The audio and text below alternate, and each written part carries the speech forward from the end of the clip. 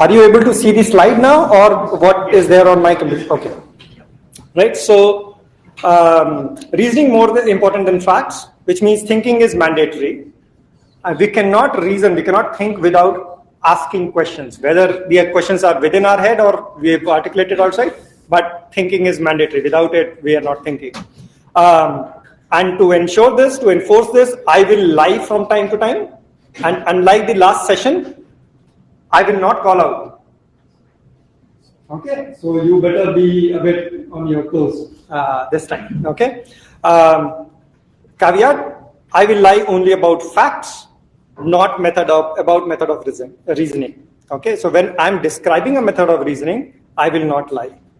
But to defend a fact that a lied fact that I'm stating, I might use incorrect modes of reasoning. The only way you can argue with me is not by looking up on Google and saying that, oh no, Google tells me differently. You have to argue with me on method of reasoning. Okay? Which means, why is that? Why do we need to do it? Because the future is going to be riddled with concocted facts. Okay? AI is going to make misinformation, disinformation a lot more. If we are not thinking for ourselves, God help you. Okay? So, with that mindset and principle, let's review what we studied last time. Amdahl's law, right? I'm hoping most of you remember, right? Which was about that things end up being choked. The total amount of improvement is always choked on the slowest path, right? In a very substantial way. You remember the 10x improvement on CPU leading to only 1.8x improvement on the overall improvement, right? Okay. Second thing that we learned was everything has a latency. Okay, latency is the delay between cause and effect. Okay, so even something that feels like it's instantaneous has a latency. Okay. And we need to think about it, particularly when we are dealing with large volumes of data, large volumes of information, because the tiny latency can add up. The last thing that we learned was throughput hides latency. In fact, the only purpose of throughput is to hide latency. All right? So with that, let's actually get started with a simplified model of GPU. This diagram all of you would remember? Yes. CPU, GPU, connected by usually 16 lanes, right? 16 lanes of PCI Express. Each lane for PCI 4.0 was 16 gigabits per second per lane, which would translate to approximately 2 gigabyte per second per lane. Okay, so times 16 lanes gives us 32 gigabyte per second worth of bandwidth. Bandwidth was maximum throughput possible, right? Latency was 100 plus nanosecond, right? So these things, you guys remember? Yes, sir. Right. Let's try to look inside this GPU. What should I see based on whatever research you guys have done? Please talk out loud. Memory. Lot of cores. Okay. What else? You said memory. VRAM. What is the difference between VRAM and memory? Video RAM. Is it a special kind? Okay. Yes, it is different from the DRAM. It's different from the DRAM. How so? Okay, so it's special for the GPU so that it can access the memory easily and faster. Easily and faster. Okay. Okay. Let's keep that thought on for a bit. What else? Any other thoughts? What else should be there? Heat regulators. The heat regulators. Okay, so heat sinks to dissipate that would be there for CPU as well. Fair enough. But that's a passive component, so we'll ignore it for the timing. But I agree, it's there. Buses. Okay, so some sort of controller. What bus is GPU interacting with? PCI Express, right? So there would be some sort of a PCI Express controller on the GPU. Just like there's a PCI Express controller inside the CPU, similarly it would be there on GPU.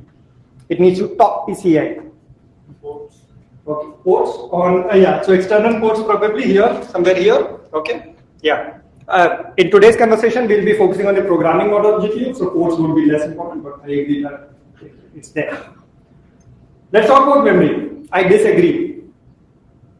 There's no concept of memory on PCI Express. Oh, sorry, on the GPU. The way memory works in the GPU is that there's a concept of memory mapping, and you think that you are using the memory here, but it's actually getting routed via PCI Express. I didn't show the DRAM here, the main memory, but into the DRAM. So that would be very slow. Yes. For the GPU. That would be very slow. Okay. At least people have come with the right move today. You can test and not take everything on face value. Okay? That is correct. It would be very slow. Right? Yes, sir. Okay. So first I thought very quickly today. Let's see how do we do in the second half of the session. Right. So you're absolutely right.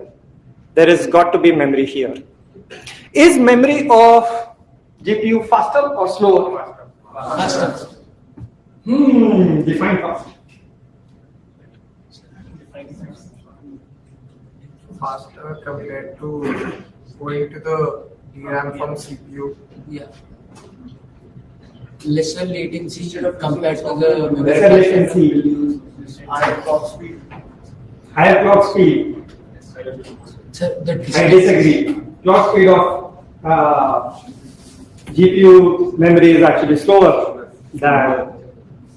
Is that a lie or is that a fact? Why? Because Google tells you so?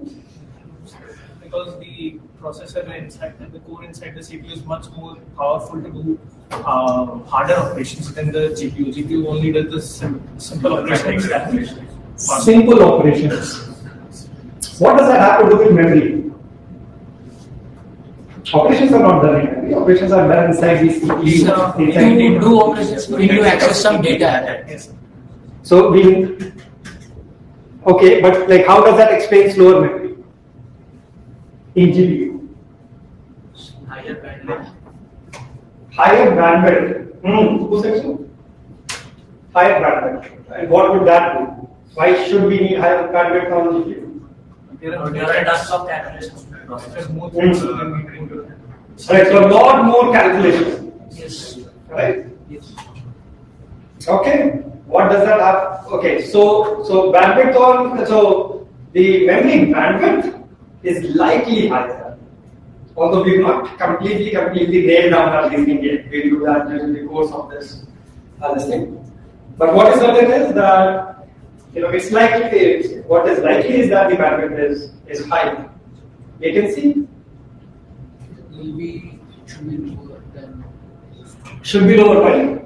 because first of all there is less distance between the processing and the Processing, you mean here? yes. Yes. If there's less distance, latency is expected to be higher or lower? Because the memory transfer will be faster. Okay, so you said that latency of memory on GPU is actually lower than the latency of CPU to DRAM. I disagree. Okay, we'll pause this piece for now. We'll revisit this at some point in time. But we are getting, yeah. So since there are multiple cores in GPU, Yeah. so we have to map many wires to reach to memory. Yeah. So Many wires would usually translate to, buses. okay, but with latency and throughput. But since we have Higher several of those, it will be hard it won't be parallel, right? You are asking me or you are telling me? I get the way your brain is thinking that higher bandwidth, if we have done it via a lot of multiple parallel lines of wire, won't reach at the same time. yeah, so we remember that the frequency will have to be lower Yeah. in order to have that many parallel lines based on the last time's conversation, right? Yeah. Okay. The question is the bandwidth, gained on GPU by having tons of parallel? That's something that we'll visit later. But I like how you guys are at least trying to connect the dots. Okay, better than most software engineers that I meet. You guys are first years, right? Okay. So yeah. So on top of all of this, there would be PCI Express. Correct? Let me the quick question. What is faster, CPU or GPU? It depends on the type of work we want to do. Okay. Sounds like something you read up yesterday. Huh? The argument actually we discussed Mm-hmm. the things.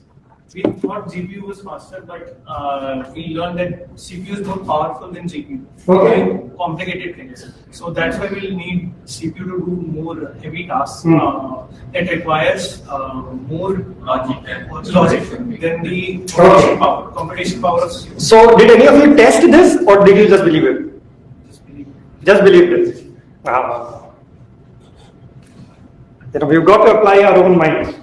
Fortunately for you, I have. So let me see. Can you guys still see something on your this thing? Okay.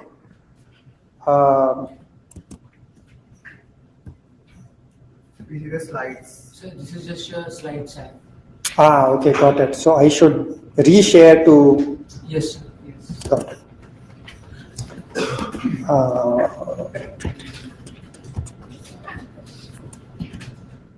Okay.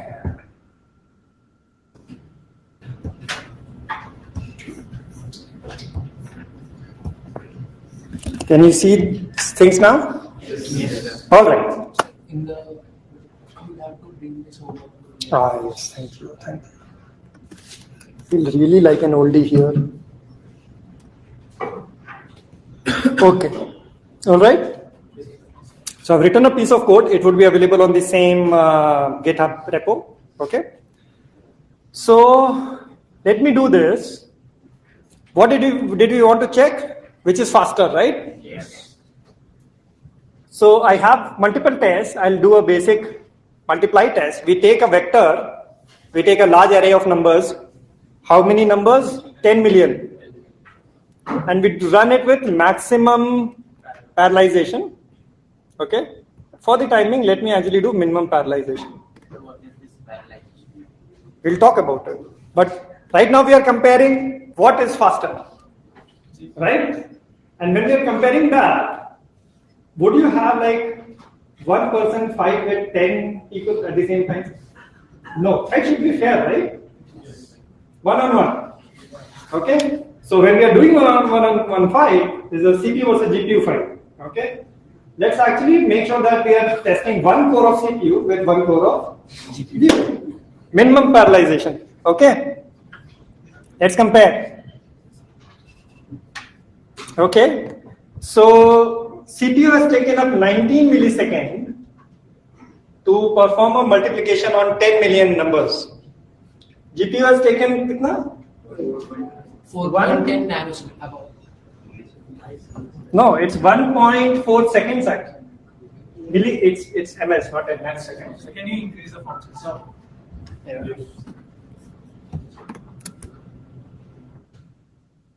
Is this better? Yes. Yes. Okay. So CPU has taken up 19 milliseconds. GPU computation we are focusing on, okay? Because rest everything is data transfer and stuff, so ignore it. The GPU computation is taking up how much? 1.36. 1357 milliseconds. Okay? So that is approximately like what? 135 times faster, right? No. About 65 times faster. Right? We are talking so gloriously about GPUs. Right?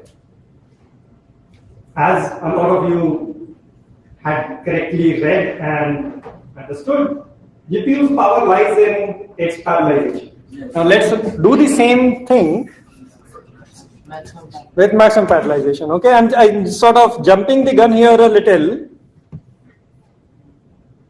Oh, it got completed actually. So CPU was 17, GPU is 0.79. So throughput is hiding what? Right? And unlike reading from the web, this time we actually tested it for ourselves, as you always should. Right? Okay. So that's done. Let's come back to the slides.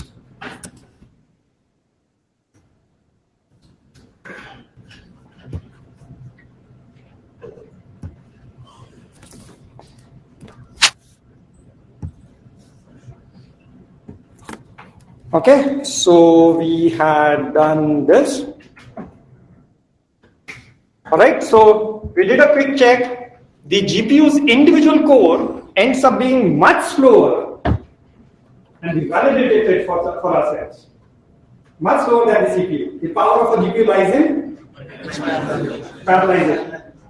Okay, that is going to be the theme of all of our conversation today. Okay, parallelization means more throughput. Throughput helps hide latency. I just want to sort of so deeply bake that into you that that is what you're repeating. Throughput hides latency. Okay? So with all of this understanding, what is the understanding that we've had till now? That GPU makes sense only if we are actually using up all of those cores, right? Otherwise it doesn't make sense. Yes. Second thing that we understood is that CPU and GPU talk via a fairly slow lane, a fairly slow bus. Bus is not the technically correct word. Very slow link, PCI Express, okay, 100 plus nanosecond, which is the reason why we wanted all of this memory. If these guys, all of these guys are busy, only then we'll actually use the power of GPU, right? Imagine if all of them were getting their data from the main memory, would they really be as occupied, or would they be largely waiting for memory? That's the reason why I think some of you had pointed that out, why we actually need memory, right? With all of this understanding and this slow link, how should the CPU and GPU talk? Synchronously, asynchronously? From the last time, do you remember? Some of you are saying synchronously, some of you are saying asynchronously. Fine. Define your line of thinking. Who says synchronously? I think so because when we are rendering the graphics, the CPU needs to wait for the GPU to complete all the calculations that need to be done to display the 3D graphics on the 2D plane. So it will wait for it to complete and then display the. That's a good point. Is waiting the same as being synchronous? Yes, it will stop the processing until. Or if it can say that, okay, go ahead, GPU, do your stuff. I will still need to wait before I let the results be shown to the program. But until then, I do some other stuff. Yes. So is that contract synchronous or asynchronous? Asynchronous. All right. Synchronous means it's. Your line of reasoning I like because it actually points to the fact that synchronous and synchronous can sometimes be tricky to identify. Okay, you can have a synchronous programming model exposed while in the underlying layers things are actually working asynchronously. For example, when you do a file open and read from file in your program. Often enough, what language do you guys programming? Java. Do you wait? Like, do you say that while this file is getting opened, let me actually do some XYZ? Do you write programs like that? No. Right? But at the underlying level, it's hitting the disk. Disk is I/O, going via PCI Express, which means at a fundamental level, it's working in a asynchronous model. Fortunately, the OS is doing that impedance mismatch of when you called a file open, it put your process to sleep. So that while writing the program, you don't have to bother about it. Okay, the OS put it to sleep, dispatch the request. Whenever the response came back from the disk, at that point in time, it would sort of awaken the process again. Okay, right? So, good point is that synchronous and asynchronous can sometimes be a little tricky. But from a programming model perspective, let's understand this. CPU to GPU talk is low latency or high latency? High latency, which means fundamentally, it's got to be asynchronous. Okay, all right. So we've intuited the nature of API. Yes, some libraries might expose out a synchronous API to us, but we know that if we are seeing a synchronous API, it means that underlying level pay it is dealing with the asynchronous nature of it. Okay, right? At a core level, the nature of talk between CPU and GPU is async. What kinds of talks should happen between CPU and GPU? What kinds of things? Imagine you are writing a program to be run on GPU, right? What kinds of things should happen?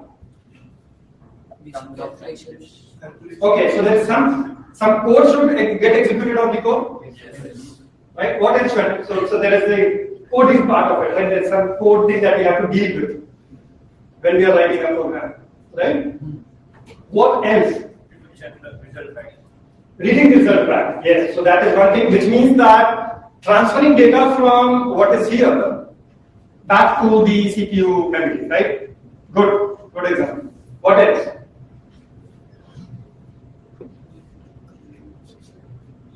Where did the data in memory come from? Right? So, obviously, reading back and writing also would be right. So, we sort of transfer some data, stored it here, so that the GPU cores can then process.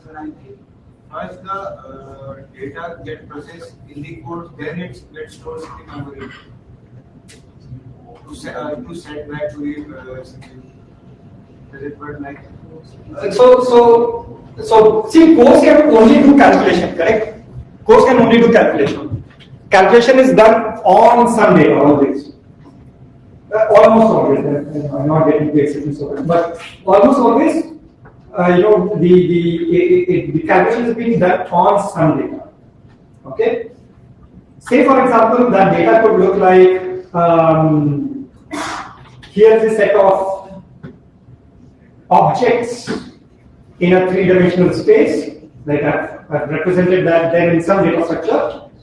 Now go ahead and actually render that on the monitor. Okay, or give me a screen frame of pixels. So I gave it objects. I want output as pixels. A whole bunch of calculation निकला. Those objects के लिए I need to sort of put those objects in some data structure inside the memory. Correct? Only then cores can actually do some calculations on top of it. Make sense? Any confusion? Okay. So reading data, writing data, what else? You're missing some basic stuff. What do you want to do with the instructions? With the instructions. So that's the code part, which is the first thing that we got. Then we want to execute some code on these codes. What else? How we are going to distribute the task? How you read up, you've done 3 reads, I like it. We'll come to this. So, okay, so we've got a lot of codes here. Should our work fan out into all of these codes, or only some of them? For how many of them? Should it be the same code that should be getting executed amongst all of them, or different? Those are some of the questions that we also we feel that we'll have to deal with it. We'll validate whether we are actually needing to do it or not. Make sense? What else?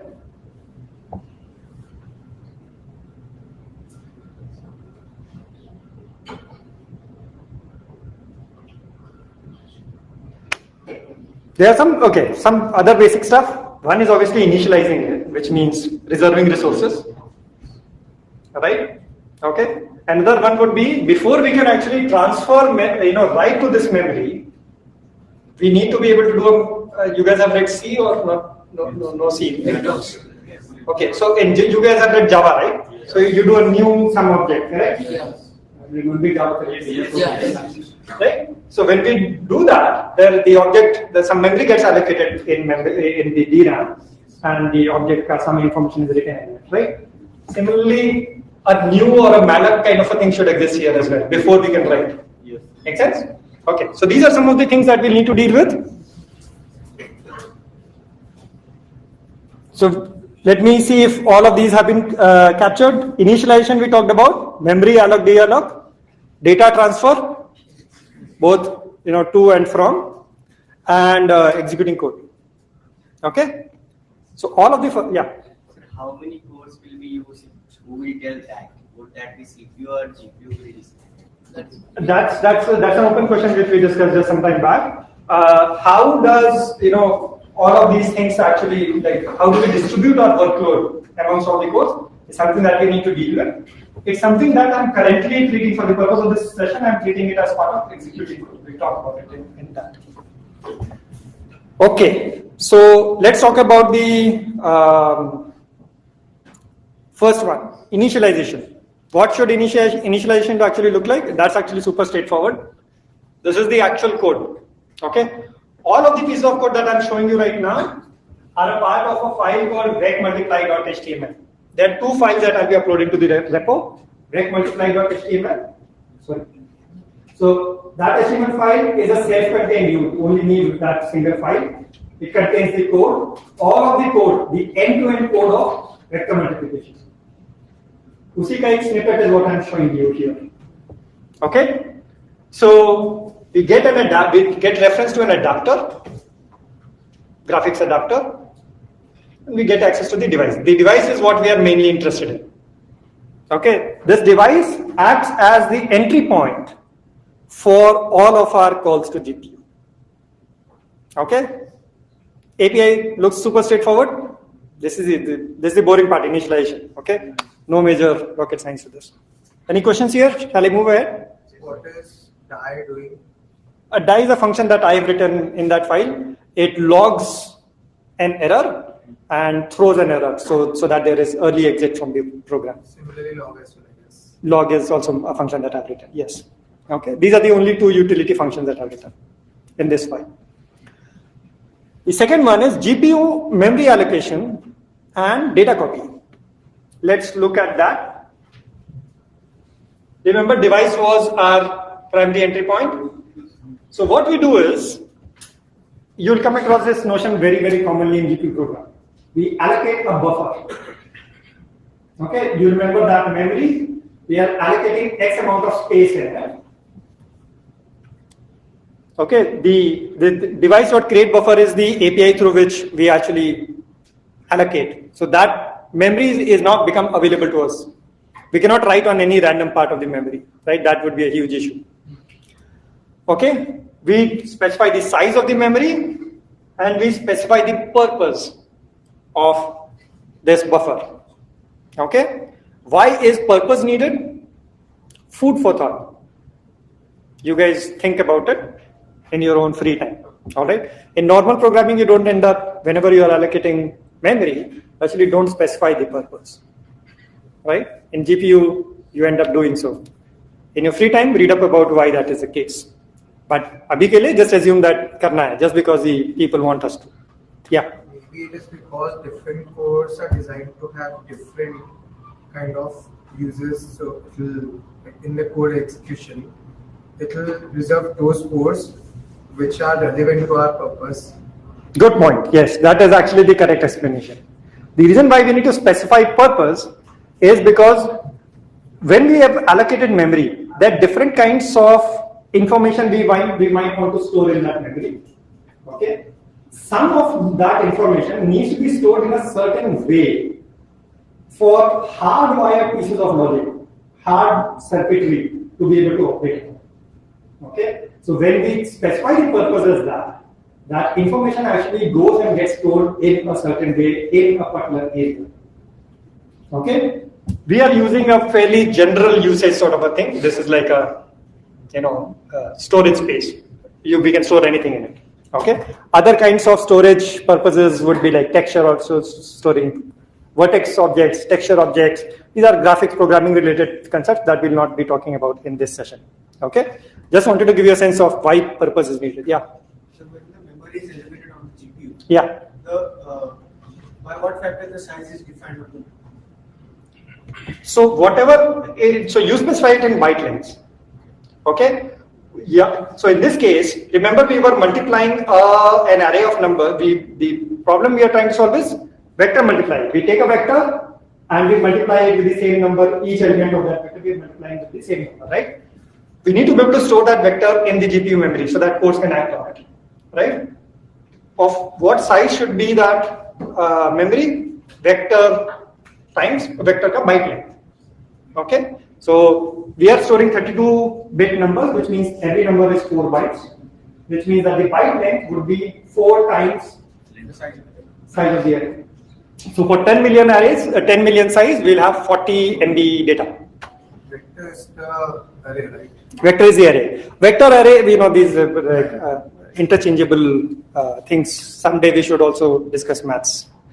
The CPU to GPU data copy looks something like this. Okay, device.q.write buffer. Okay, straightforward. Yes. Why is there a queue? One after Yeah, so it seems like we are queuing up a bunch of commands, right? Why do we need to queue up commands? I heard some synchronous stuff. Sorry? The GPU may be processing some previous tasks and the CPU is just queuing them. Once the task is finished, another task will get processed. That's a fair point, yeah. So essentially there is decoupling between how the GPU is operating. It's operating in its own world at its own pace, and we want to be queuing stuff up, right? That is the asynchronicity that we were talking about. That these two are clockwise, they are decoupled systems. If they were working on the same clock, it would be synchronous. DRAM, CPU to DRAM, same clock. Okay, that's the reason why we use the word synchronous DRAM, SDRAM. Right? This is asynchronous. GPU is working on its own clock, this guy is working on its own. Okay, so we queue stuff. Okay, so good. We are actually making good progress, although I'm running slightly slow. So now let's come to, so we've covered memory allocation and data copy. Now let's come to how we should think about splitting code on the GPU. What is the problem that we wanted to solve? We've got an array, a vector of numbers, and we wanted to multiply each number with a certain value, right? How should we split it? It's a super duper simple process. Sorry? Binary. Okay? Binary would be 2. So 2 splits. Then again. Okay? Fair enough. Anybody else? Anybody has any other ideas? Multiples of 2, 3, 5. So what are those multiples? Number 2, 4, 6, and like 3 will have 3, 9. Okay, so like, is it like you're saying each core should operate on a part of this array? Okay, fair enough. Goes back to the same logic that essentially you divided the process and having each unit of work deal with a subset of the array. Super simple, right? The simplest way to do this is to actually, if we had an infinite capacity, then for each element, we could actually have one core sort of working on it, right? Okay. So why is the color not showing up here? Okay, fair enough. Yeah. So someday we should discuss colors also. There's a lot of, right? So if we didn't have infinite capacity, then one way that we could think about this is that some part of the array, it's a very, very huge array. So we are looking at only a part of the array. We have like a start index and an end index, and each unit of work is covering some width. some n number of words. That's another way to split. If the width is 1, goes back to that super simplest example that we were discussing, that every unit of work is multiplying only one element. Make sense? Everybody with me? Like, no confusion about this, guys, because if we don't get the execution context right, then we will not be understanding a whole bunch of things. Everybody good? Okay. Cool. Right? So once what we could do is this is a unit of work, and we could keep repeating these units of work. Okay? This unit of work, when we write code for this, is what we refer to as a kernel. Okay, or a shader. These are two terms that the shader comes from the world of gaming development right. Kernel comes from the notion of the compute side of last day compute side of things. Kernel is not the same as the OS kernel, or those of you who studied some image thing. Image kernels look very different. Okay, they are a different concept. This kernel is a compute kernel. It's a very small unit of program that we've written. The same program is running in parallel in a large number of cores, okay, with different segments of this array. Make sense? And we can have all of these execute in parallel, yes or no? Yes. Or, right? Otherwise, throughput gets screwed. Yes. And higher latency is going to show up, like that minimum parallelization thing that we discussed. Okay? All good? Our question here is, can we, like, how many parallel instances we can actually create? Good. Our intuition is spot on.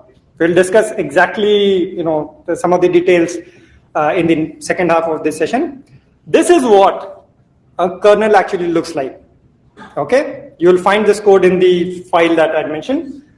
The language is called WGSL. Okay, WebGPU shading or shader language or something like that. Okay, multiple different kinds of shading languages exist. WebGPU uses this. Okay, the syntax of this looks a little Rust-like. If for those of you who probably looked up Rust as a language. Okay, super duper straightforward. Syntax, no major issue. There are some parts that I've covered that are hidden from your view right now, which we'll talk about in a bit. Okay. The main thing is start index. Okay. Let me actually go through these one by one. Our kernel obviously needs the input array, the whole input array, and it needs which part of it's actually working on. Right. These are the two pieces of information it would need. So the start index. Let's assume that we get the start index through some means, okay, then we go from that start index to start index plus width. That width is what I'm calling as count per invocation. So invocation is like shader getting executed. It got invoked, shader got invoked. Okay, so every shader invocation has a starting index and is covering some n number of words after that, numbers after that, and we need only that much data. Make sense? Everybody good with this? Where does this array come from? And where does this start come from? Okay, let's first talk about the array. Shader is the unit of work that we actually define. Okay? Remember, we are executing some program parallelly, right? So n number of instances of that program is being run. That program is called a shader or a kernel. Okay? I'll keep on using these words interchangeably, so forgive me for that. I should probably have stuck to one terminology, but okay. So this is our program. Obviously, it needs the input and it needs to calculate some start index. We'll figure out how the input actually comes from. What we create is, remember that CPU GPU diagram that we had called off? Yes. Latency was super high. Would we want to be talking at each point of execution in the GPU? Would we want the control to be in CPU or you would want to sort of lay down how the program should be getting executed, all of the conditions and all of the flows, etc., and give it to GPU in one shot. One shot? Yes. Right? That is what we define in the pipeline. So we are essentially creating a pipeline and a compute pass. Okay, so you can, in a compute path, you can often end up actually having multiple kinds of phases and shaders essentially getting executed one after the other. Okay, so we provide our data here via a binding. So you have a shader. Now you're binding this shader to some data. Okay, that data is the GPU input buffer that we created. Remember? Device.create buffer, right? So we've created that, we've written our data to that buffer, which means that in GPU memory that information is there now, and now we are binding that memory to this execution context. Okay, that is what this piece of code, it's not going to, I'm not expecting you guys to completely internalize it immediately, just focus on the concept here, right? We have code, it needs data, that data needs to be made available to it somehow. That is what we are doing by binding. So first, we send GPU the code and then we bind the data with it. That is what is happening here. See, we create a command encoder. So device.create command encoder. What it is doing is it is creating a data structure in which we'll lay down all the steps that need to be done by GPU, and then we pass all of that we create a command buffer from this encoder, and we submit it to the GPU via the queue. Okay, so what we've done is all of these set of things we are telling the GPU. What are we telling the GPU? Begin compute pass, set pipeline, the pipeline that we had created. What did the pipeline say? Invoke this module. Add the function called main. What was main? This function that we created in the shader. Okay? Okay, so we in the pass, it's a compute pass. There can be multiple passes. Okay, say set pipeline, binding group. This binding group we had created here, if you remember. Okay, so we are passing this context. Then this is the part where we actually say this is the data context for the kernel, the set binding piece. This piece that I've hidden from you is, it says execute this shader or this kernel across n number of cores. Okay, I've hidden it because there are some concepts that we need to understand. Okay, make sense? I want to focus on just the high level picture right now. Then we say pass.end, and then we read back the results. Copy buffer to there's a GPU copy that we do. And then from the copy that we did, we actually read back the results. Okay, we submit this to the GPU for execution. This is what a high level workflow. Sorry. That concept is what I want to come to in the second half, which is why I've hidden it right now. Okay.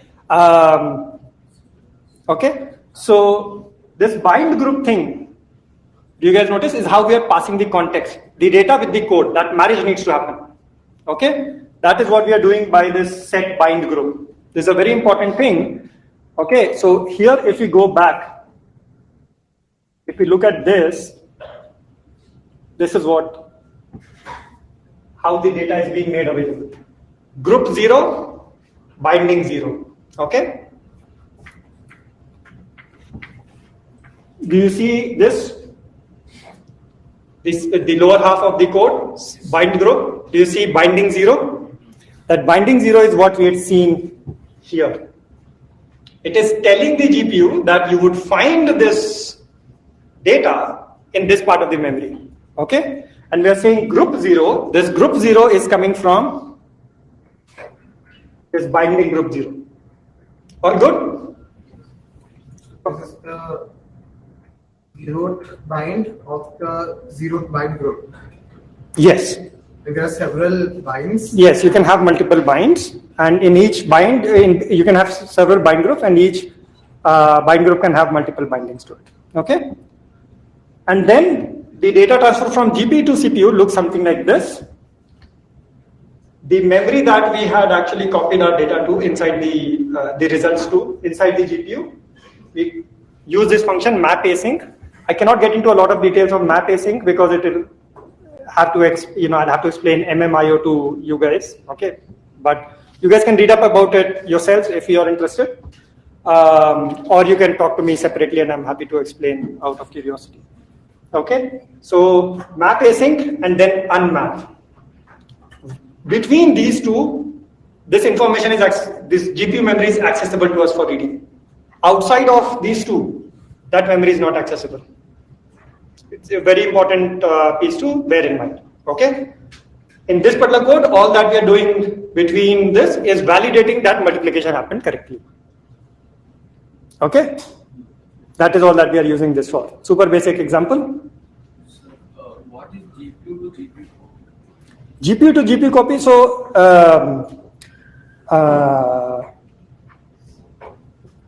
let me come to that in the second half. Okay.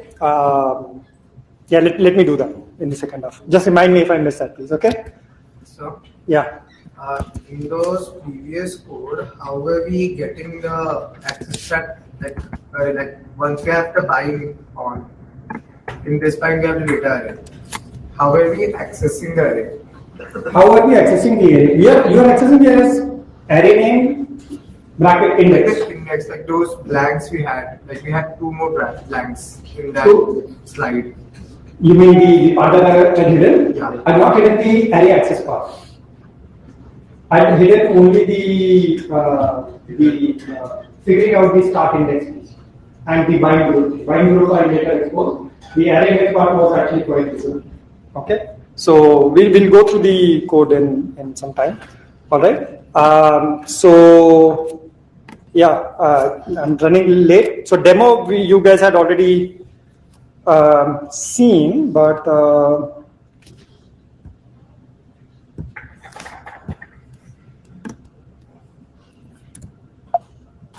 okay. So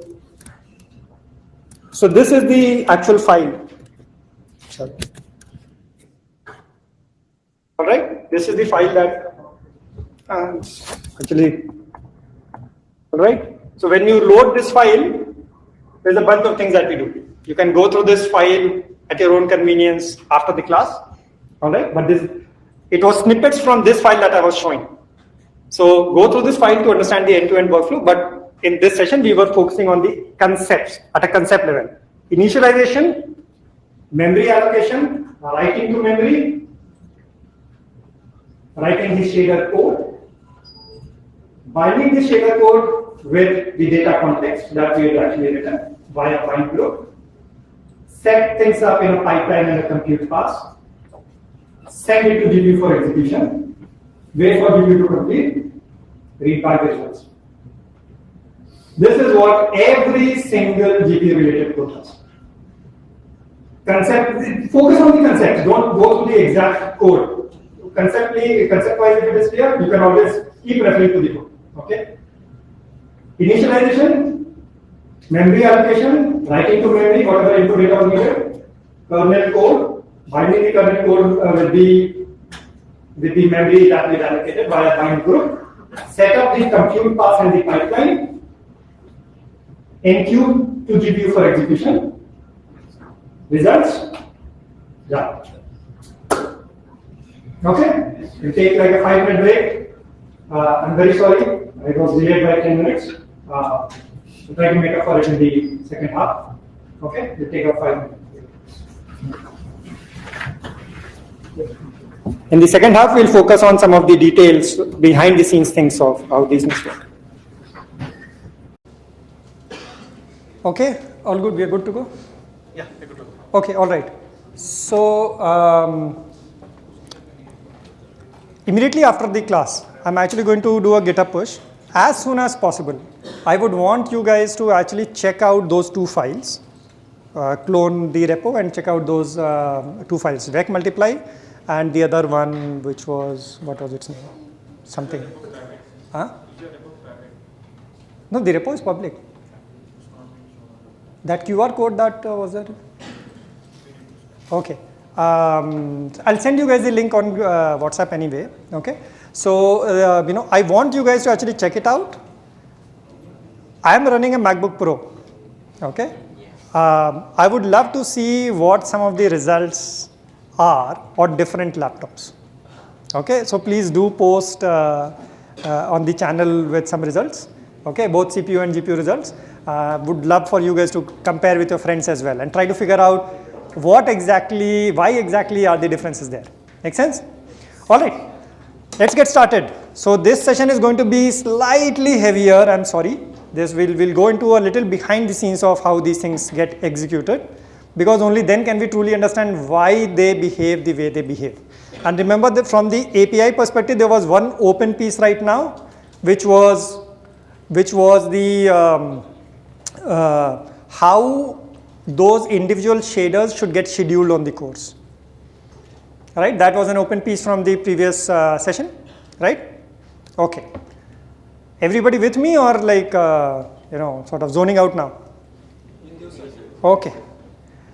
So let's look at how things actually get executed when we do simple stuff, like multiplying an array. Okay. This is the code, familiar code. Everybody understands it, right? Yes. There's a CPU core. First, let's look at how things get executed on the CPU. There's a CPU core here. There's a bunch of registers. Last time you guys remember in the memory hierarchy? Yes, sir. Register is whenever we are doing any calculation, information is actually fetched from the register. Yes. Right? So information first comes from memory to register, and only then calculation can happen on it. Okay? One of those registers is known as instruction pointer. It tells us which machine code are we pointing to right now. Okay? So in this scenario, let's assume that there's a bunch of instructions here, then another instruction. Can you see that instruction pointer moving? Right? At some point in time, it will reach this step where we are doing the actual multiplication. Okay? And it will show up as integer multiply some number with some other number and store the result in, multiply the number available in first register with the number available in second register and store the result in the third register. Okay? These are the three registers. One of those registers is having the number 23, which is what we want to multiply, and the EDX will probably have ARRI, the ith element of the array, and the result is going to get stored in EAX. All of this is done by an ALU. Anybody knows what an ALU is? Good, at least kuch basic hua. ठीक है, okay. So this specific ALU is actually an integer execution unit. Integers are multiplied, divided, operated upon very differently from floating point. Okay, so the floating point execution units will look different from the integer execution units. Okay, which by the way is one of the reasons why at a machine language level you'll have an integer multiply versus a floating multiply. Okay, all right. So this ALU is going to fetch the number from EBX. It actually fetches in one clock cycle or lesser. Okay, fetches the other one, probably both of them in parallel, multiplies, stores. Okay, so this is what is the process looks like, and it will do that repeatedly until the whole array is actually done, right? Yeah. IP is that register which is storing the instructions for.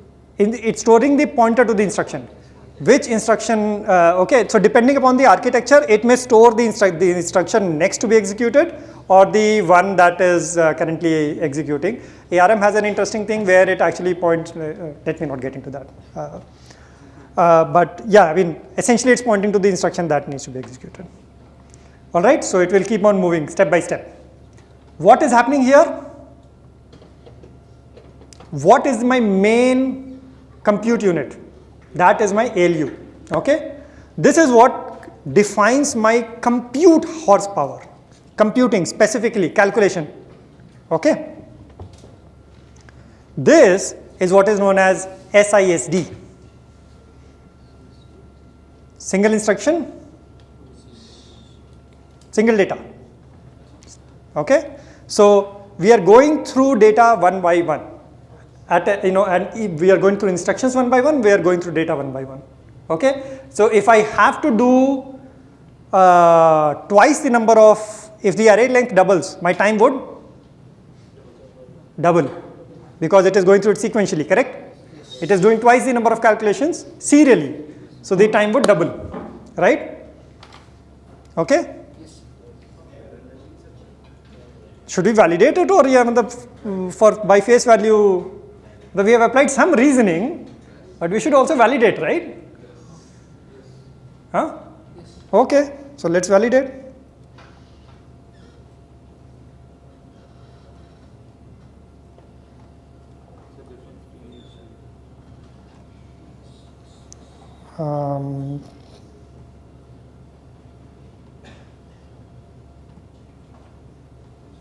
Can you guys see this screen? Yes. Okay. So let's do this. We'll do basic multiplication. 10 million CPU time took.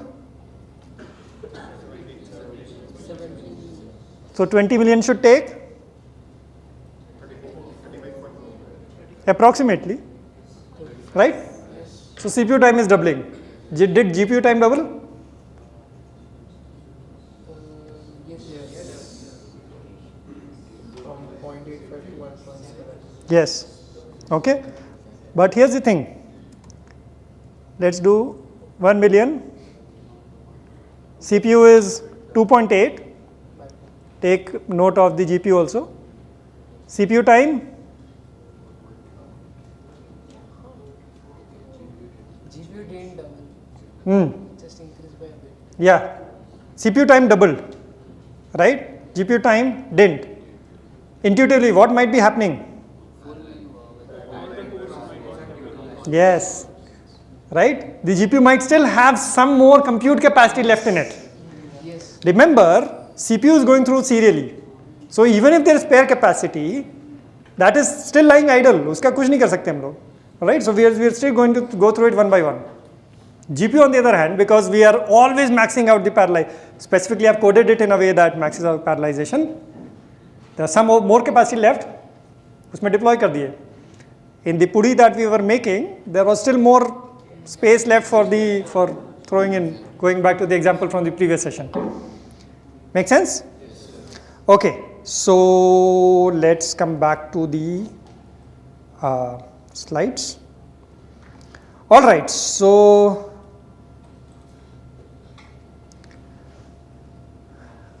we had this, okay, because it's SISD. It's going through things serially. Doubling the workload means doubling the time. To counter this, CPU manufacturers came up with the idea of SIMD. Okay? SIMD. Single instruction. Right? Okay? What should be happening here just by hearing the name? Multiple data processing. Multiple data should be processed. Yeah, so one instruction is leading to multiple data points getting processed, right? The way it happens is, you can the history of SIMD, but we'll come to this. We will just use the latest one, which is ZMN. These are 512-bit registers, okay? So fairly wide registers, which means that each one of them can store 64 8-bit numbers, or 32 16-bit numbers, or 16 32-bit numbers. Make sense? Yes. Right? Similarly, 64-bit you can calculate by yourself. 64-bit numbers, right? This is the instruction. Those interested, search for SIMD intrinsics. You can search for it if you are interested. What other SIMD commands exist? What it would do is, it will take this 512-bit wide register, MM512, which means that it is operating on 512 wide register, and multiply in unsigned 32 bits. So it will break up this 512-bit register as unsigned 32-bit numbers. The one here, 32-bit number, is going to get multiplied with this 32-bit number. This one with this one. You guys understand what's happening? All of that is happening in one shot, right? So which means that we've done a lot more calculation than if we would have gone through things serially. Make sense? Right? And store it in another register. This is like 16 times 32-bit, so 16 32-bit multiplications we are doing in one shot. Okay? All of this is still going to require that much ALU resource, naturally, right? Yes. Okay? So this is the degree to which CPU has gone ahead and tried doing stuff. SIMD is very, very poorly used resource in most CPUs. Okay? It is largely used by underlying libraries. For example, your cryptography libraries for execution of algorithms will use SIMD registers to greatly sort of accelerate the process. Okay? But usually in programming, most people don't end up using it because the programming model is a little tricky. It requires you to think about things. Think about the width. Think about whether this is available on the, does the CPU that I'm using, does it have 512-bit registers or does it have 256-bit registers? And based on that, I'm going to have to decide. Okay? So because of a lot of these issues, these things end up getting used only by the underlying libraries at times, not by end programmers directly. Okay? So this is less flexible. Control flow is missing. Don't notice that there's no if-else kind of, not a lot of that is possible here, right? So basic arithmetic you can do, right? Let's look at how a CPU compares with a GPU architecturally. We have understood SISD, we have understood SIMD, okay? Let's look at how things actually work. Because of the color differences are there, so this was supposed to be orange actually, control, okay, in your screen. Dashboard it is. Okay, all right. So control is the logic which actually deals with just say if else and a bunch of other instruction decoding from the machine code to internally how commands should get processed. All of that logic, okay, fetch from memory and store to memory, all of that kind of stuff is in control. And the rest everything is the actual processing unit. Okay? What is going to be our ultimate choke point? If we are computing a lot of stuff, what are we going to be limited by? The slowest. Which in this case, it's not so slowest path. In this case, it would end up being ALU, right? We would usually run out of ALUs much more, particularly if you are trying to do a lot of things in parallel, right? So CPUs, you would have in your research, it would have shown up as CPUs are designed for latency, right? While GPUs are designed for throughput. What does that translate to intuitively when we think about it? So in GPUs, like, should we expect same amount of ALUs, less, more? Why? Because it needs to do things faster and the more computing power we have. Right, so we are doing a lot of calculations in parallel, right? So if we do not have that many, remember ALUs are hardware circuits, right? So if there is not a lot of ALUs, things will have to get queued up a lot more. If we have only 4 ALUs as against 40 ALUs, right? 40 things in parallel versus only 4 things in parallel, huge difference. Yes. Now here's the thing that I want us to intuitively think about. If it was so easy to add ALUs, why have CPUs not done it? One thing there, Limited space, right? Which means that if you are giving more space to ALUs, something will have to be reduced, right? Control is one of the things because that's the only block I've shown. Are there any other things that you can think about? So why is control taking so much space? Good question. Anybody? Why is control taking up so much space? sir, we don't know how big our instruction set is right now. So what? if it is in general cases, it is very huge, and if we need to store that much, we need to have bigger. So CPUs are optimized for latency or throughput? Latency. All right. The way a lot of latency is reduced is by having very CPU to DRAM was how many? 50 nanoseconds kind of a thing, right? It was like many clock cycles, right? To like 150 to 200 clock cycles. Okay. CPU should be running really slow. But what CPU does internally is that it has a concept of pipelining. You may think that logically CPU is executing this instruction. Once it is done, then I'll move to this instruction. Once it is done, then I'll move to the next instruction. But in practice, what it is doing is, it is actually executing a lot of these things in parallel. Okay? In a way that is hidden from us. It's not exposed to the programmer. We cannot control it. Okay? It's not a hardware class, pure hardware class, so I cannot get into a lot of details of it. But to manage all of that without introducing mistakes requires a lot of complicated circuitry. Okay? So it uses internal control throughput to hide memory latency. Okay? So it is designed for a lot of different kinds of tasks. Okay? It will execute like from within the same task also, it will actually execute a bunch of different instructions. While an instruction is waiting for memory, let me queue up, let me try executing another one, and a bunch of those sort of things. Okay?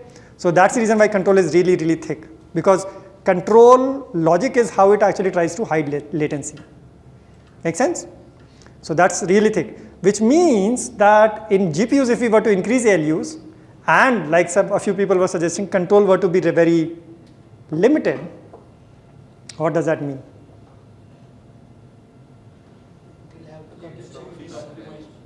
So control cannot be very complicated then. Control will have to be super simple. Have you seen an example of a super simple control logic with much higher execution bandwidth abhi tak? SIMD? How many executions happened in one instruction? 16 parallel things actually happened at the same time, right? What if we were to try to mix the two up? If we were to actually imagine things as, let's reduce control, okay? But reducing control means that, so let's start from the beginning. We need to have a lot more ALUs. Increasing the ALUs means lesser space for control. Lesser space for control then means that we cannot have very complicated ways of hiding latency. We'll actually need to have like one single instruction processing needs to give me maximum possible return from it. Because my control logic is very thin. Every single instruction execution needs to give me very large amount of return for it, correct? Because my control logic is now in a much more tiny area. Make sense? Intuitively, yeah, sorry. I'm not getting that. Okay, so let's look at this.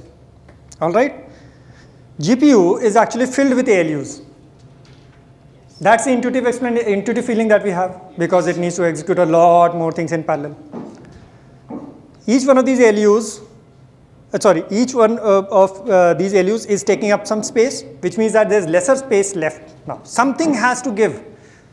Right? Because if we could add ALUs without any cost, then CPUs में भी कर देना चाहिए था ना? Yes. Yeah. So why do we have limited like storage or limited size capacity? Because transistors can be only, ultimately they will have a finite size, right? And if you have like, n billion transistors versus 2n billion transistors, which means that your chip size is going to double. Double size means quadratic increase in your thermal dissipation. Quadratic क्यों है ना? I feel that it should be quadratic, but I could be wrong here.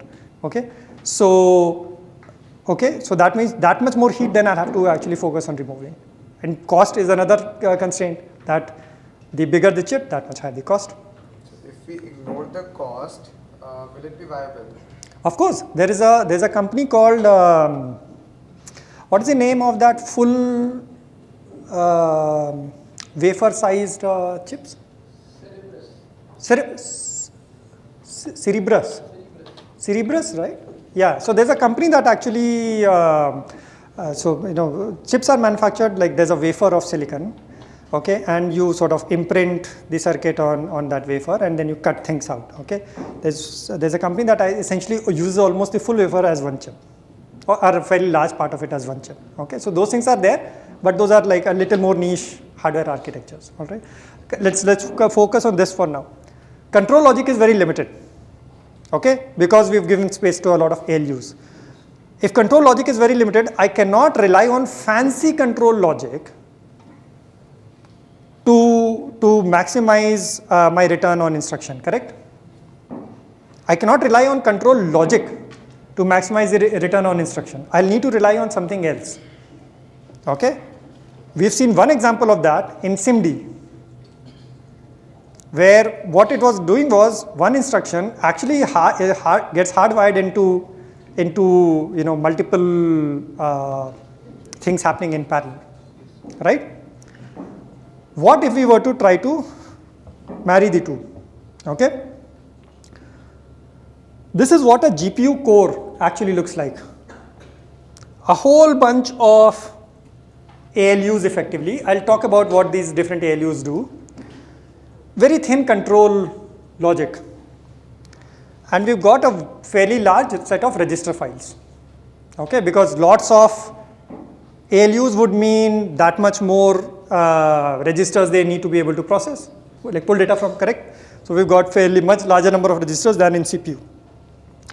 We've got an L1 cache here. Okay. Similarly, there could be another GPU core. Core is not because it can be confusing with some of these cores. Just remember this as unit of work core sort of a thing. Okay. L2 cache and then GPU global memory. Okay. GPU memory has higher bandwidth, poorer latency. Okay. So what needs to happen is that all of these ALU cores need to be churning out maximum work. Okay. Can we take inspiration from SIMD?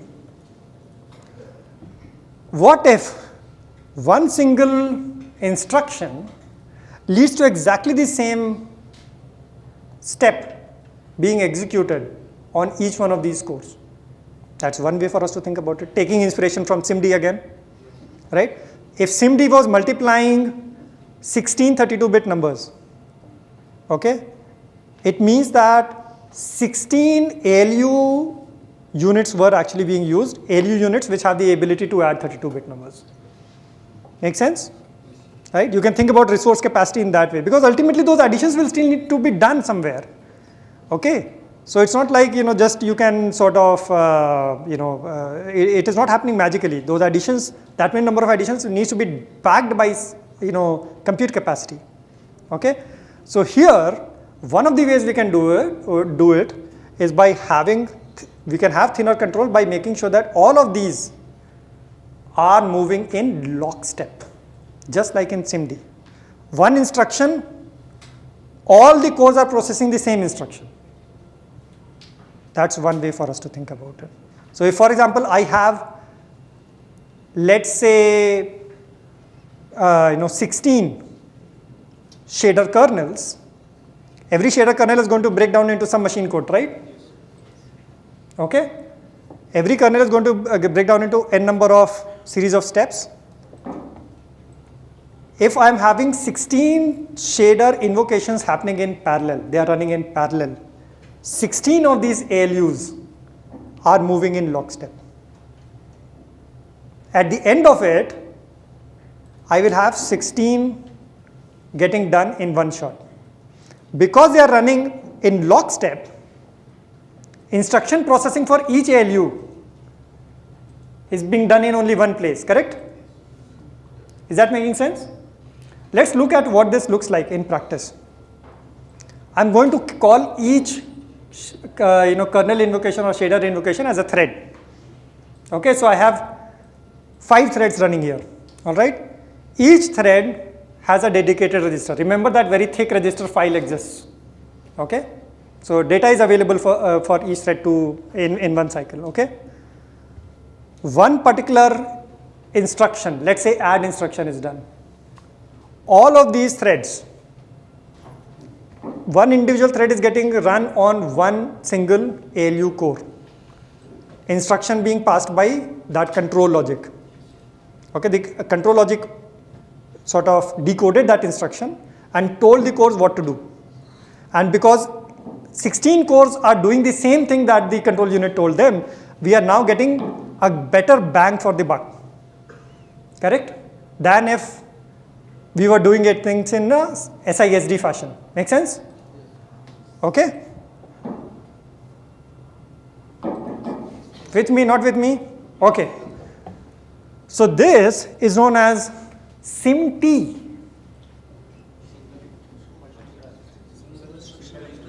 Single instruction, multiple threads. Okay? So it marries SISD with SIMD. Okay? We are essentially, writing logic as regular code. Remember in SIMD, only well-defined set of instructions were there. Multiply 32-bit numbers, add 16-bit numbers. Only those basic intrinsics were there. Here, we can actually have any regular logic. Any regular logic. Remember shader code that we had written? That looked like regular code, right? That regular code, when it is broken down into assembly instructions, what is happening is multiple cores are processing the same instruction in lockstep. That is how GPU and CPUs differ. Make sense? This is very important to understand, guys. Okay, because compute capacity cannot come for free. It has to come at a cost. That cost is paid in control logic. Let's see how. What is that cost? Can anybody imagine the cost here? Like what cost are we paying here?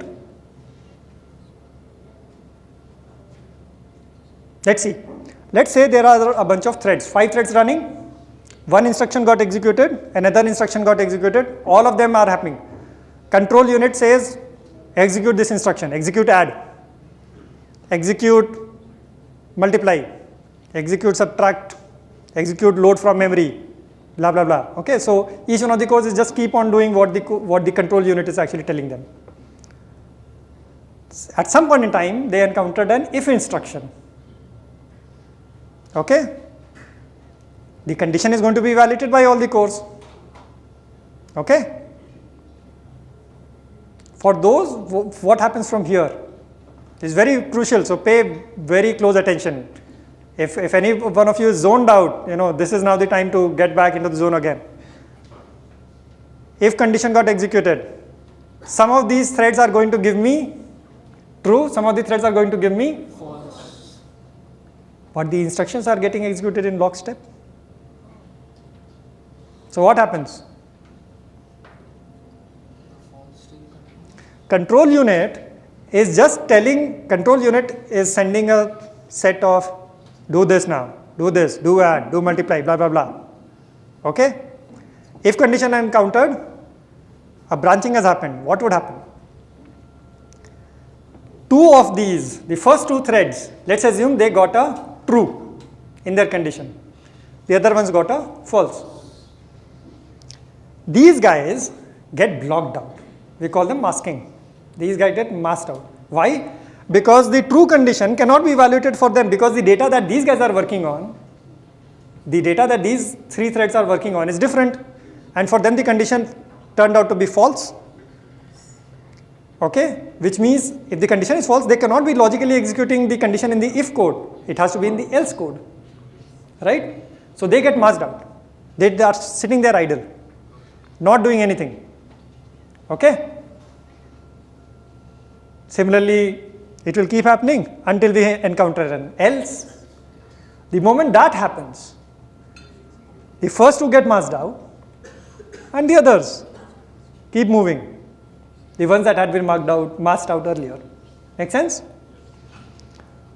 At some point in time, we encounter an end if, and after that, normal processing continues. This is known as divergent control flow, which means that in GPU cores, if else has a cost. Whenever multiple invocations of your shader are happening in the same GPU unit, and there is an if else, at part of the time something is executing, something is not executing. So your core capacity is getting wasted. Okay? Okay, let me talk a little bit about this. What are the effects of this? One, an executing thread group, a group of those invocations, will always block on the longest thread. Imagine a for loop. Okay? The for loop ka condition is defined as such that, let's say, thread 1 has 1000 invocations, while thread 1000 steps, okay, in the same invocation, whereas another shader invocation has only 10 steps being executed in a for loop. Code is the same, but the data was such that this first one has to go through some step 1000 times, another one has to go through step only 10 times. 990 times this guy is lying idle. Okay? And this is what a question that sometimes I ask whenever I encounter engineers who are sort of focusing on the lower level GPU stuff. If GPU is so good in parallelization, why should we not do multi-processing on GPUs? Multitasking on GPUs. So because GPU is optimized only for doing similar type of task or repetitive task. Yes, similar type of task, Yes. right? I'm trying to get us to think why that is the case.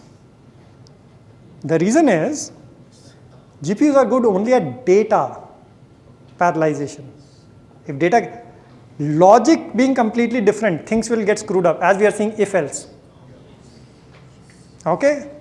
Task-based parallelization, GPUs are very, very poor. There are different kinds of parallelization.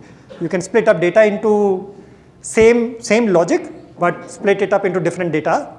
Another is very different logics. So you split up your whole thing into very different kinds of logic, each one executing on a separate core. GPUs are very poor at this kind of thing. GPUs are very good at this kind of a thing. Very important to understand, okay? And why that is the case? Because of SIMT.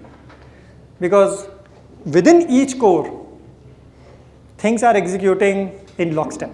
Within each core. Different cores can be, executing independently, but within each core, that core that we were seeing where there was INT32, FP32, tensor cores and all of that stuff, within that, things are moving in lockstep. Outside of that, things can be running independently. Make sense? So can we say this because of the lesser control space? Lesser control space, yes. But the lesser control space leads to what I'm describing. So the actual underlying issue is this. Okay, that we are moving things in lockstep. Yeah. Sir, in the conditions like if or else, is it necessary that half of the thread will stop working or half of them will keep working? So how they decide that these threads will keep on running and they have to stop? Condition. No, sir, I know that these conditions are true and these are false. Yeah. But how the data? So the control flow knows. Control flow gets to know that when a condition is evaluated, the condition itself is a bunch of machine instructions, right?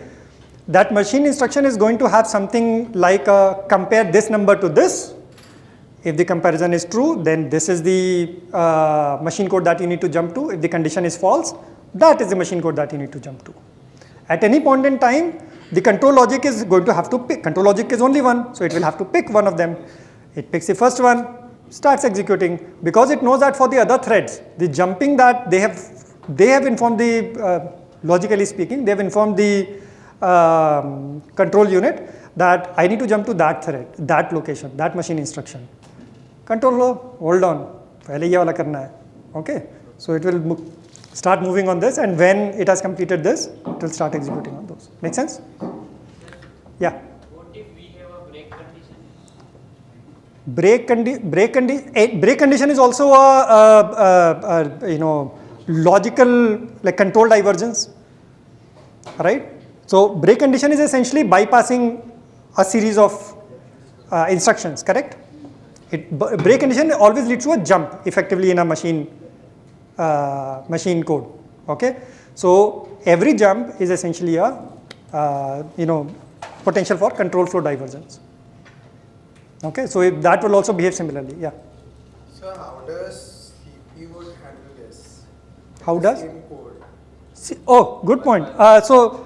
In case of CPU, let's assume that there are different cores that are executing this, right? In CPU, each one of these lines has a different control flow to it. Okay, each one has a different control logic. Control logic is much thicker. So this guy might be using on a different set of, sort of. It can move independently of this because each one of them has a different instruction pointer. Different cores, different instruction pointers. GPU there are tons of cores. Okay, lots of those ALUs, but a bunch of ALUs use only a single control logic. So instruction pointer is going to be only at the control logic level, which is why in GPUs these ones are moving in lockstep. Okay, instruction pointer is in the control logic layer. Okay, another example of the divergent control flow is if else are executed serially. Okay, within the same executing group. Okay, if it is, you guys remember this,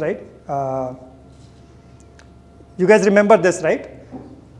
Threads executing within this are one group. Threads executing here is another group. This group can move independently of this. This group moves in lockstep. Okay? Everybody clear on this? Yes. Okay. So, yeah. What would be the effect of this? Huh? Output? If we are not careful, then the time can actually be much more. So let's do a demo here. How much time we are actually? 11:30. So 12:50. Oh.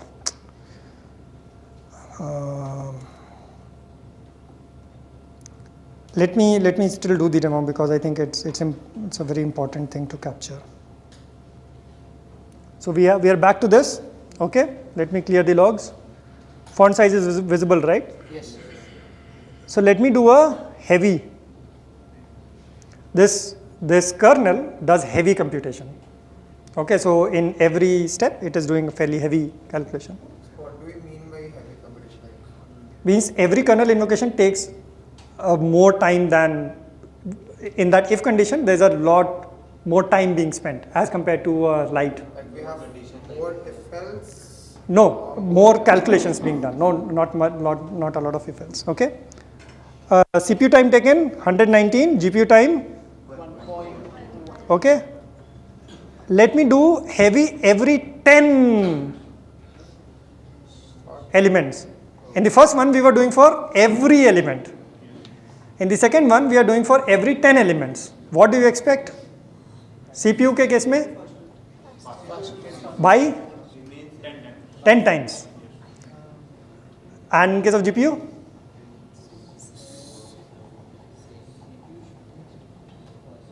Both of them are executing 10 times, every 10th element. The code is written in that way. What do you expect? Like, can you explain what heavy every 10 is doing? What heavy every 10 is doing? Okay, so it is so heavy is doing for the amount of that width. I am doing very heavy calculation for each element in that width. Very heavy calculation, basic arithmetic, no conditions. In the heavy every 10, for every 10th element, so if my index modulus 10 is 0, mod 10 you guys understand, right? If index mod 10 is 0, then I do the heavy calculation and there is no else.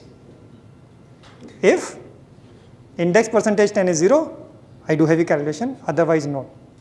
That is heavy every 10. Clear? Okay, so let's actually do the calculation and see what happens. Heavy का data अपने के पास है, heavy every 10. What is that we see? CPU is 17.8. so almost like not exactly 1/10, but close enough. GPU? GPU is almost the same, right? SIMT, does SIMT explain this? Think about it. How so?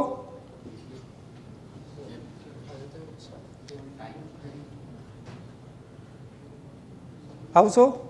It's not SIMD. SIMD does. SIMT. Oh, SIMD. Yeah, SIMT. What we learned just now, control divergence, divergent control flow. So SIMT doesn't have separate control flows for every thread. Yes. So the same instructions. Same instructions are going through. So you'll have 9 out of 10 times you have masking of the cores. Do you see how these tiny differences can make such a tremendous difference? These are the small things that add up in explaining how GPUs are separate from CPU. Okay? You guys can go through the code yourself separately. So I'm going to stop this here, and let's quickly jump back to completing our slides. Okay. All right.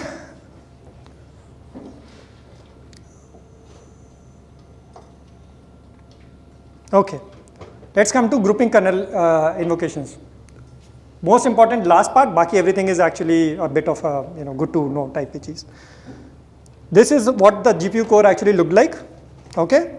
Remember that each such core would be executing some n number of invocations, shader invocations, in a lockstep way, right? Notice there are different kinds of cores. N32 cores, floating point cores, tensor cores क्या है? What are tensor cores? Specifically matrix multiplication, because matrix multiplication is a very common activity in graphics, AI, all of those things. So dedicated tensor cores. So instead of you coding out a shader or a kernel doing matrix multiplication, tensor cores can actually do it for you. Okay, that is what these cores are for. Coming to the important piece here, each one of these n number of instances get queued up in one single core. So this control logic is queuing up all of these things, and in batches, in some batches, those batches are batch sizes governed by the number of ALUs here, correct? It is going to pick those n number and start dispatching them in these cores.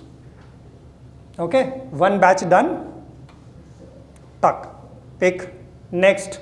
So let's say this is 16 and this n was 64. Okay, 64 things got queued here, 16 dispatched, another 16 dispatched, another 16 dispatched. You get what I'm saying? Okay, so this is known as one work group, which naturally means that one work group has a size to it. Okay, one work group, every invocation within a work group is guaranteed to get deployed on the same core. Okay, make sense? Because without it, we'll not actually get the benefit of SIMT. Okay, we'll have another work group which will get deployed on a different core probably. Okay, sometimes it can get deployed on the same core also, but in general it is separate. Separate. As such, we'll have m number of work groups. How many total invocations have happened? Each instance is one invocation, n times m. Okay, this is how workload is organized. This is what I had masked out. Okay, so the kernel, the kernel will actually, when we are writing the kernel, we specify the size of one work group. which is usually 64. It's a default thing. Why? Because the total number of ALUs in all, irrespective of the manufacturer, the number of ALUs is less than 64. Okay.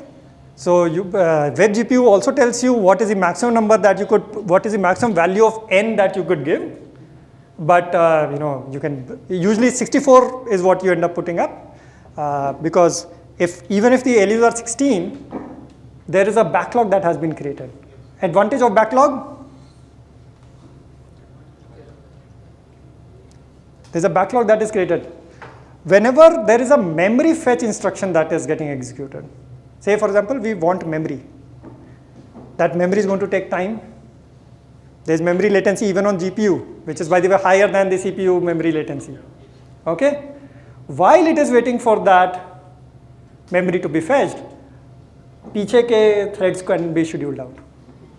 Okay, so you need deep queues. Deep queues are better. Okay, make sense? Another factor to bear in mind. L1 cache is here, dedicated for this. All the threads that are fetching memory and doing calculations are going via, memory addressing is going via this, which means that if all the threads within a work group, if all these instances within a work group are largely accessing the same block of memory, things would be faster. Okay, because the first set of 16 threads that got executed, they fetched memory, that memory is now cached. If the second group of 16 threads that get pulled, if they are also using the same, largely the same area of memory, spatial locality, remember? In the first session we talked about spatial locality of memory. That is the advantage of cache. Okay? So the question is that if you were to write your kernel code in a way that within the same work group you are not accessing similar zones of memory, then things should be, if you are not accessing the same zones of the memory, then things should be much slower for you. It's an assignment. You guys will need to validate it. Okay? Make sense? All right. So we've already discussed the advantages, spatial locality. Another advantage is cooperation. These instances can cooperate a lot more, whereas different work groups cannot cooperate. Cooperate in terms of, I have written this, another thread is reusing what I've written. That kind of stuff. Okay? So within the same work group, you can cooperate. This is why the work group size is actually governed by is specified in the kernel, whereas the number of work groups is specified in your pipeline. The work group, the shader code under spatial locality logic in your code is going to be where? Inside the shader code, correct? You are accessing arrays in a certain way, array elements in a certain way, right? You are not pulling array elements randomly, you are going through them sequentially, right? All of that locality is inside the shader code. So the same work group, okay, should largely try to use spatial locality as much as possible, which is why the size of the work group is often specified as part of the shader code, okay, as we'll see. So this is what it looks like. Work group size 64, like I said, that's usual. Number of work groups we'll have to calculate, okay, right? Because 64 invocations within the work group, within one work group is what we've set already by work group size. Now we will have to calculate how many such work groups would be needed to cover n number of elements in the array. Okay, you guys can go through this condition by yourself. There's no major sort of this thing. What if the SIMT unit does not have sufficient capacity? Things will get queued up. If work group size, remember, one work group gets queued up only on the same core. So if we don't have 64 ALUs available, things will get queued up on the same core.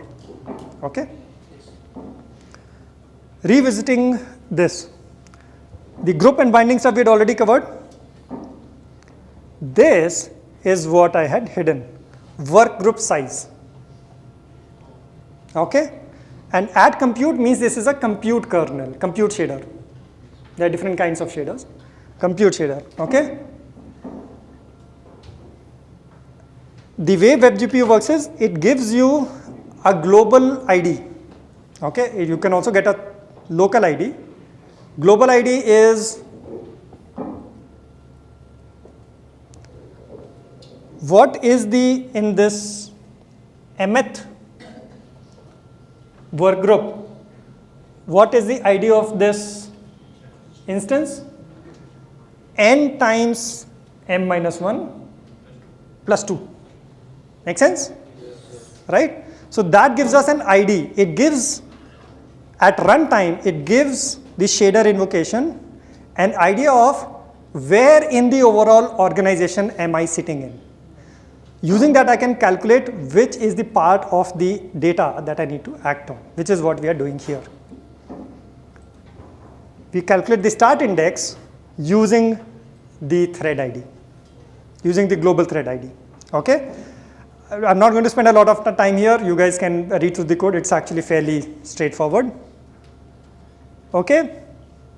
Revisiting GPU code, the pipeline and all the enqueuing of commands that we were doing. This part is what I had hidden. Dispatch workgroups.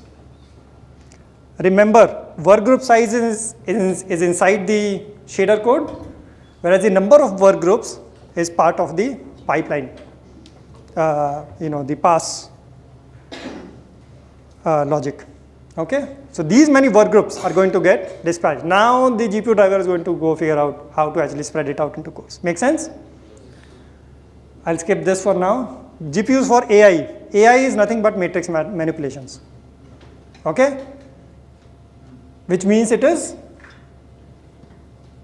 very fast to do on GPU. Why? Because we have a separate code for matrix. Separate cores for matrix. That's actually true, tensor cores. Okay, but even if you didn't have tensor cores, would it still be faster on GPU? Matrix multiplication is a set of specific instructions. So In tensor cores. Otherwise, it is not a set of specific hardware instructions. Matrix multiplication is hardware instructions only in tensor core. Otherwise, you will have to write it as a shader. Is matrix multiplication inherently parallelizable? Yes. Same kind. Right? Yes. All of us have studied about it, yes?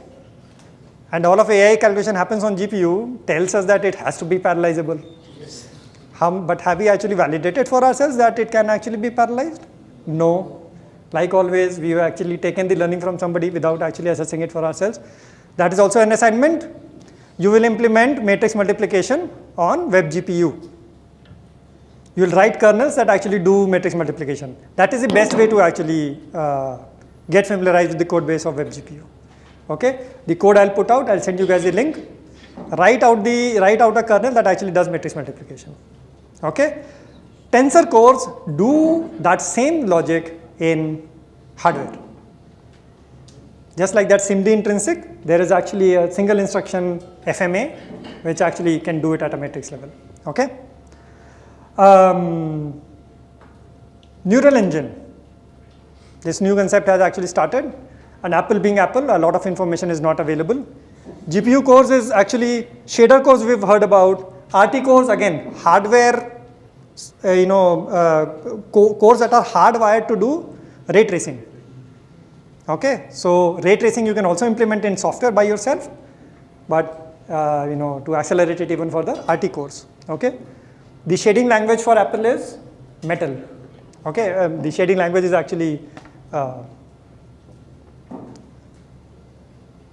MSL. Why have I written MPS? Okay, sorry, that's Metal shading language. It should be MSL. Okay, usual CPU runtime, neural engine. Remember, different kinds of cores existed. Yes, sir. Based on reverse engineered information, Apple's neural engine seems to support int 8, int 16, floating point 16. Okay, these are floating point 16 bit, floating point 32 bit. 32 bit can represent a lot more decimals, just at a layman's language. Okay, 16 bit can represent lesser number of decimals. So precision is lower in FP16. In AI, there are two kinds of phases: inference, training. Training comes first when you are training a model. Inference is when you are using a trained model to do stuff. Okay, training requires higher precision. Inference can actually be done on lower precision using a bunch of techniques like quantization, etc. Okay?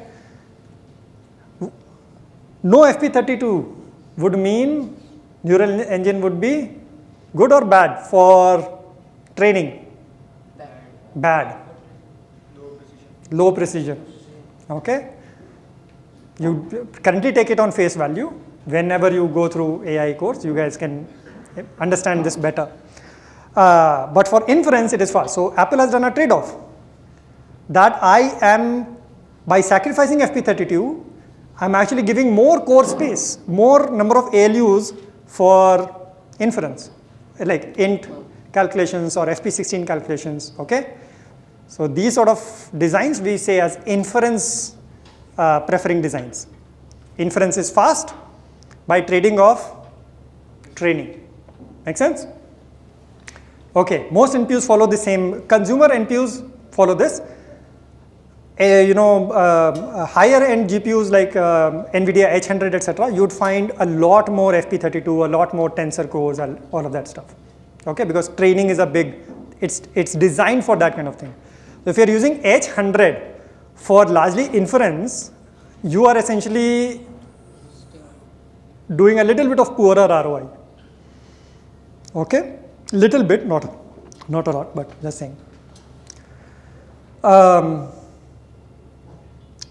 Last piece, WebGPU shader flow. We talked about, we write shaders in WebGPU in which language? WGSN. It is not JavaScript, it's WGSN, okay? The way it actually gets executed is your browser will have something like a WGSL compiler, which compiles it into, depending on the platform, on Windows, HLSL, which is a DirectX, Direct 3D based shading language. This is a discussion that we were having on the WhatsApp group. HLSL getting, as part of Direct 3D, getting deployed on, using Microsoft's DirectX framework to get executed on the GPU. On Apple, Metal shading language, Metal onto the GPU. Others, Vulkan is one of the sort of libraries that, as we discussed. SpearV is the intermediate format. Things essentially end up getting compiled into SpearV and then deployed using Vulkan. Okay, so this is how WebGPU shader flow actually ends up happening. Summary. So we ended up talking about SISD to SIMD to SIMT. GPUs work on SIMT, okay? CPUs work on SISD and SIMD. WebGPU basic workflow we discussed, initialization, memory allocation, write to memory, setting up the shader code, linking it up with the bindings and the data, okay? Setting up the compute pipeline and the passes, send it all to GPU for processing, read the results, done. Okay. Shader is the basic unit of code, gets invoked very, very large number of times in parallel. Thread organization hierarchy we discussed, work groups. We discussed GPU core versus CPU core in a much more detail than what most people know. We discussed why GPUs work well for AI. Neural engines trend, which usually end up preferring inference and not training, and now you know why. Why? FP32 cores are missing and training requires 32-bit precision. Yeah. All right. Thank you. Congratulations. You guys now know more about GPUs than 99% of Bangalore software engineers. Okay, guaranteed. I can guarantee you this. Okay. There is one assignment that I have, which is a puzzle. Some of you may have heard about these puzzles I actually used to do. This puzzle is an interesting one, and this is, let me just show you that, and then we are done.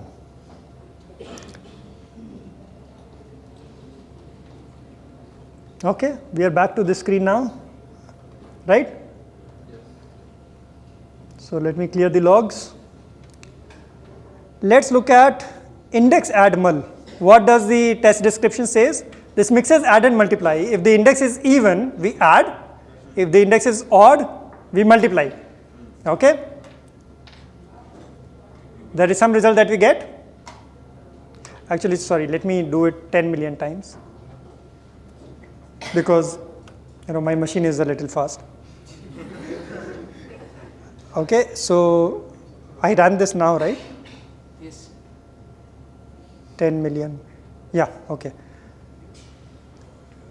Then there is a num add mul. What it does is same logic, but instead of on index, it is actually calculating on the value, the number that it is operating on. Okay. Let's compare CPU performance.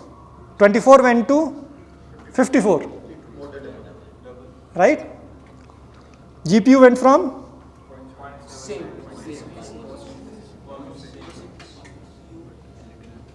right. Okay.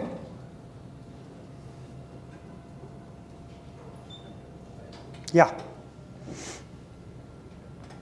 Why is there a difference?